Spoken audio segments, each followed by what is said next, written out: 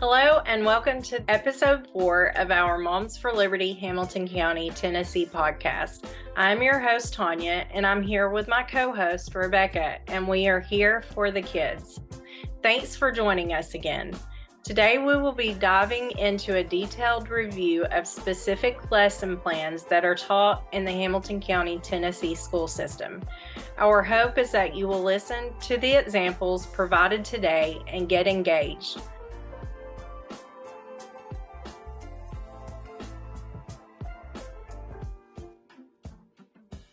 Let's jump right in. In the last episode, we talked about EL education, their mission, vision, commitment, framework, and supporters. We also talked about South Carolina and their lawsuit because of EL education supporting and promoting critical race theory. Recently, we also found that Michelle and Barack Obama were big proponents of EL education. In this episode, we will go over a few lesson plans from EL education. Our first example is a lesson from a third grade module from the EL education curriculum that is currently taught in Hamilton County, Tennessee schools. A parent presented this lesson plan to our school board in August 2021, and they completely ignored her. Here is a clip from her presentation. Tonight, let's focus on some concerning issues with our third grade language arts curriculum. My youngest is 8 years old. She's in third grade, so this hits really close to home for me. As we begin, I'd like you to consider your perspective, your thoughts when you think about Peter Pan. When you remember hearing Peter Pan as a child or watching the movie, what are your memories? This is a family of children that gets the opportunity to fly away to Neverland, escaping into its fantasy land where nobody grows up, and they eventually come home to a loving home where they were happy. While the reading material provided to the children is the story of Peter Pan, the teacher talking points and the lens through which the children are guided to analyze the books is where we raise some flags. But the historical context is presented with a negative viewpoint, and this is where the text and the teaching begin. This is where the teachers begin leading to a different interpretation of Peter Pan. It goes down, it talks about the historical context, and then there's a subheading of stereotypes. At this time, society considered women to be physically and intellectually weaker than men. Many thought that women should not work outside the home and that only men were responsible for earning money to support their families. As a result, a lot of the literature from this time portrays the stereotype of women and girls as maternal and motherly. For the most part, we are maternal and motherly, so I don't know why we have to look at that in a negative viewpoint. They are also depicted as doing jobs in the home like sewing socks while their husbands are out working all day. So this is where we're starting. And then the teachers, this is their speaking points, the overview of what's being taught. Students are asked to analyze this book through the lens of the time period it was written, which we just looked at, women and what they think about that. This includes the analysis of racial and gender stereotypes. Again, this is the teacher's guide of how to discuss this. I never considered in Peter Pan any racial and gender stereotypes. I don't know about you. This is with the goal of encouraging students to critique familiar and popular stories rather than to not recognize or ignore the injustices presented. Again, there's some leading there. That's not something you get out of Peter Pan. Students will critique the textbook, this is third grade, in a book review and rewrite a scene from the text to right the wrongs. Now I put a star by this talking point. The teacher is to consider providing background information and discussion on racial prejudice, women's rights, and stereotyping. We are leading right into a whole CRT discussion here, all kinds of things that we don't need to be talking about. This gives free rein to teachers in their classroom. That's your time. Where there's no accountability right now because we are not allowed in. This is a grade 3, module 3 lesson plan about Peter Pan. Quote, in this module, students read the literary classic Peter Pan by James Matthew Barrie and analyze it through the lens of the historical time period in which it was written in 1904, end quote. This is directly from the recommended lesson plan on EL Education's website. This includes analysis of racial and gender stereotypes, particularly stereotypes of women and Native peoples, with the goal of encouraging students to critique familiar and popular stories rather than not recognizing or ignoring the injustices presented. Oh my goodness, Tanya, this is third graders, you said, 10 and 11-year-olds, and they're reading Peter Pan. This is unbelievable. Well, Rebecca, some third graders are 7 years old, if I'm not mistaken, or 8. I just think that this is inappropriate for that age group. This module also requires students to critique the text in a book review and also to rewrite a scene from the text to right the wrongs. Students may connect with these issues personally and deeply. Monitor students and determine if there are issues surfacing that need to be discussed in more detail. This is what the lesson plan says. No wonder they need a counselor. The teacher prompt or script instructs the teacher to provide background information and discuss on racial prejudice, women's rights, and stereotyping. They are to invite students to consider how the issues they identify in Peter Pan are still evident today. In an extension of the lesson, it's called Writing Grounded in Evidence and an Opinion of Peter Pan. This part is diversity and inclusion. Investigate the routines, practices, rituals, beliefs, norms, and experiences that are important to English language learners and their families. Integrate this background into the classroom as students discuss literary classics and stereotypes. In the first half of this unit, students read the final chapters of Peter Pan, and although there is not time allotted within the lessons to make connections between Peter Pan and the historical context, pay close attention to student responses to the text and use the same format outline in Unit 1 to discuss any sensitive issues that arise. Foster inclusive action by creating space for students to express their feelings about sensitive issues while being aware that these discussions may unearth trauma or social stigma. Consult with a guidance counselor, school social worker, or ESL teacher for further investigation of diversity and inclusion. Wow. Wow. There it is, right there in the curriculum, telling the teacher to consult with a guidance counselor or social worker in the event that the curriculum upsets the child. I do not find it ironic that Hamilton County Department of Education just hired 76 seed coaches and even more social workers. The curriculum seems to require it. Wow. I cannot believe we are using taxpayer dollars to pay this company for curriculum that is so divisive. Okay, let's go over another one. This is actually the lesson that I heard back in August of 2021 that ignited my passion to engage in this fight to save our children. This is a 4th grade lesson plan on the American Indians and the Revolution. Lesson 9 and 10 deal with the Declaration of Independence. Let's play a little clip from the parent presentation at the school board in August 2021. I am a parent, also a private tutor, and I'm a lifetime lover of history, especially American history. When I was a little girl, I used to beg my mom when she went to rummage sales to bring home every history textbook she could find because I just really, really enjoyed reading them.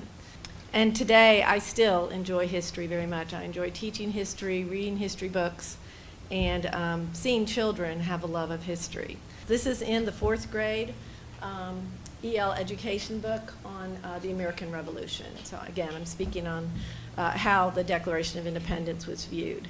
So it is not viewed as a document in which brave, freedom-loving men declare their independence from a colonial power that viewed them as a way to pay off their debts via heavy oppressive taxation of the colonies.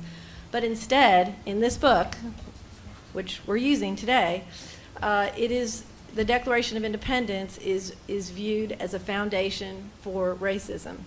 The Declaration of Independence was a document which started with a wonderfully articulate preamble, which was a vision of freedom, and then it listed the grievances the colonists had against the crown, who was, of course, King George III.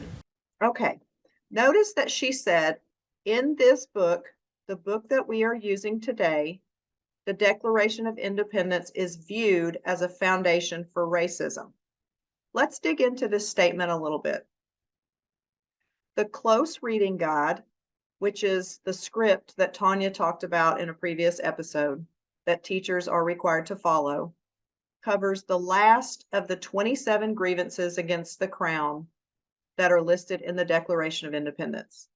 Now, I don't know how long it's been since you have pulled out your Declaration of Independence and read it all the way through, but for me, it had been a while. We're all very familiar with the line in the preamble that says, "We hold these truths to be self-evident, that all men are created equal, that they are endowed by their Creator with certain unalienable rights, that among these are life, liberty, and the pursuit of happiness." Well, everyone except Joe Biden. We hold these truths to be self-evident.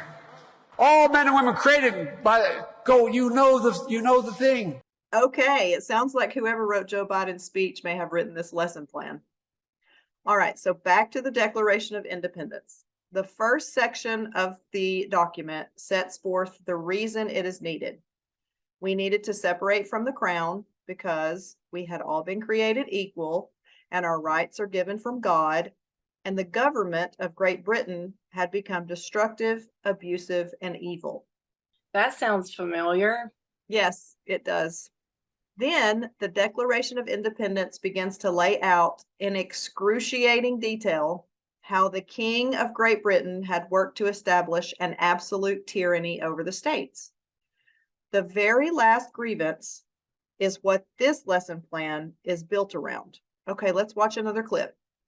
Now, when I taught the Declaration of Independence to my students, I emphasized the courage of the signers who knew the danger into which they were placing themselves, their families, and those who valued freedom from tyranny over their own personal safety.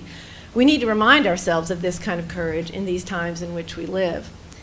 But EL education, which is very upfront, as someone just said, about their goals, on their own website, they're very upfront about it.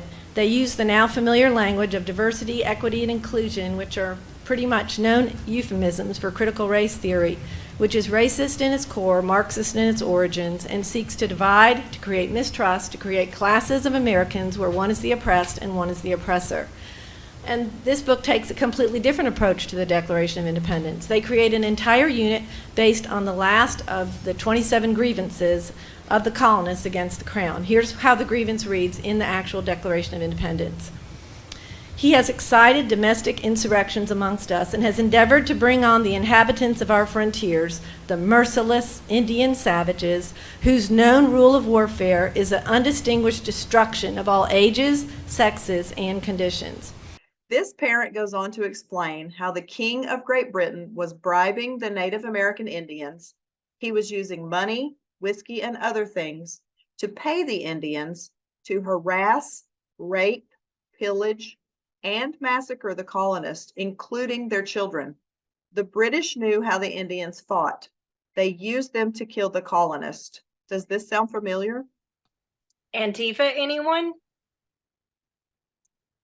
You know, one thing that I have learned studying all of this curriculum, I need to know our past American history to understand what is going on in America today. Because a lot of the stuff that happened back in 1776 seems to be repeating itself today.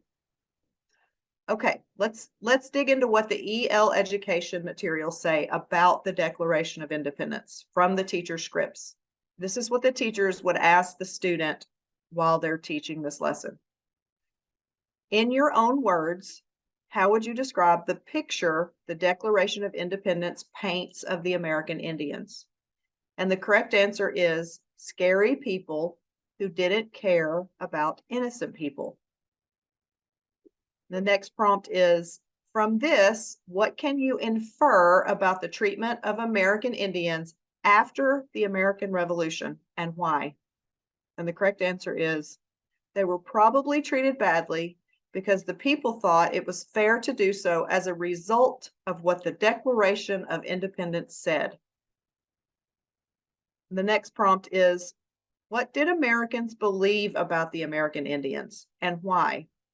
And the correct answer is that they had supported the king and cruel treatment because the Declaration of Independence said so.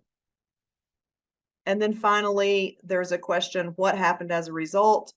And the answer is they weren't sorry for taking Indian land. I'm going to play a little bit more of the video where she explains that the teacher scripts essentially tell the teachers to teach that our founding fathers were racist. It's very sad to me that the script that teachers are given when they explain this part of the Declaration of Independence, that they are blaming the signers of the Declaration for the mistreatment of the Indians in future years in American history. Did the Americans treat the Indians fairly? No, they did not. But was this because of what was written in the Declaration of Independence? No, it was not. But that's what this material teaches.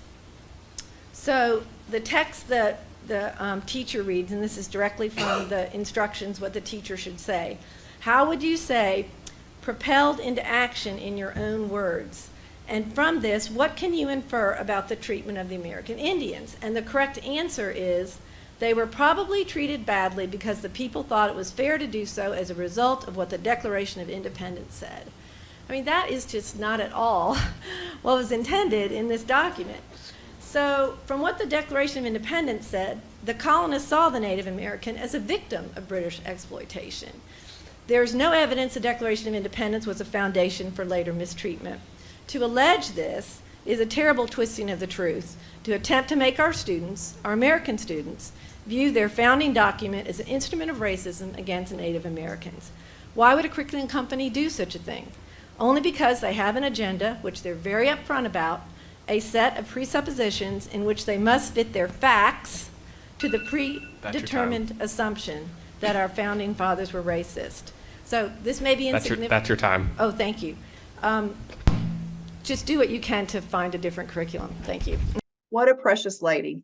I wonder if any of the board members ever got back to her after that board meeting. Rebecca, I seriously doubt that any board member contacted her after addressing them, because we certainly know that we rarely get responses from board members after we address them. This lesson was hard for me. This is 4th grade. My family is Native American. I can only imagine how I would have felt in 4th grade learning this lesson in this way after having been taught about my Cherokee heritage. Students are being taught to be activists. This is not what we send our children to school for. I know many parents in this community who do not know what is happening through this curriculum, and I hope that we are helping to shed light on this serious situation. So we have looked at some examples from EL education today. Talk to your friends who have children in the Hamilton County school system. Ask them if they are seeing these types of issues with their child's assignments. If you have children in school, we encourage you to talk with your child about what they have been learning. Remember, one lesson can leave an impression that lasts a lifetime. And finally, get your child's textbook and read it. If the school is not sending it home with your child, request a copy. It is your right as a parent to know what they are being taught while at school.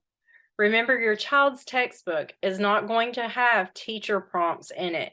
You can visit our website and go to the Hamilton County School curriculum page, and links are provided there for this material. In the next episode, we will look at some lesson plan examples from Savas. That is SAVVAS.